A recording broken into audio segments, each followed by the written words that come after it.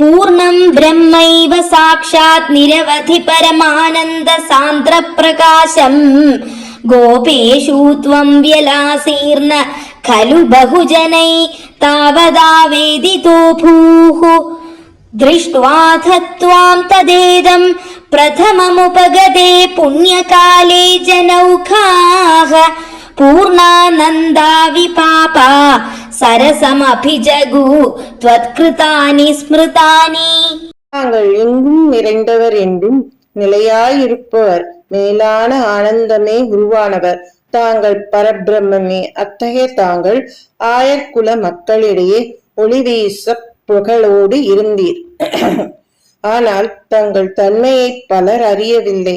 பண்ணிய புண்ணியம் பலிக்கும் காலம் வந்ததும் முதலாக அவர்கள் உம்மை தரிசித்த போதிலும் அவர்கள் பாபங்கள் ஒளிந்து அவர்கள் நெஞ்சில் பரிபூர்ண ஆனந்தம் நிறைந்தது. அப்போது அந்த ஜனங்கள் உமது லீலா விசேஷங்களை ஒருவருக்கு ஒருவர் ஞாபகப்படுத்திக் கொண்டு சுவாரஸ்யமாக தங்களுக்குள் பேசிக்கொண்டு ரசித்தார்கள்.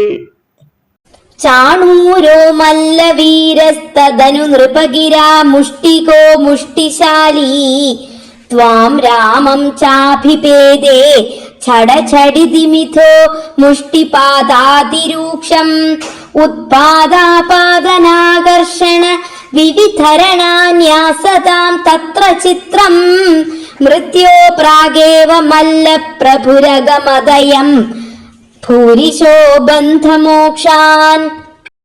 பிறகு அரசர் கட்டளையின் பேரில் சாணூரன் தங்களுடன் யுத்தம் செய்தான். குத்துச்சண்டையில் கை தேர்ந்த முஷ்டிகன் பலராமனுடன் மோதினான்.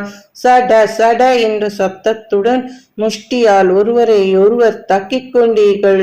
ஒருவரை ஒருவர் காலால் உந்தி உயரே தூக்கி எறிவது, கீழே தள்ளுவது, கையை பிடித்து இழுப்பது போன்ற பல முறைகளில் நடந்த மல்யுத்தம் ஒரு புறம் இருக்கட்டும், மல்ல வீரன் சாணூரன் மரணத்துக்கு முன்பே பல தடவைகள் பந்த மோட்சங்களை, கட்டுப்படுதலையும் விடுதலையையும் அடைந்தான்.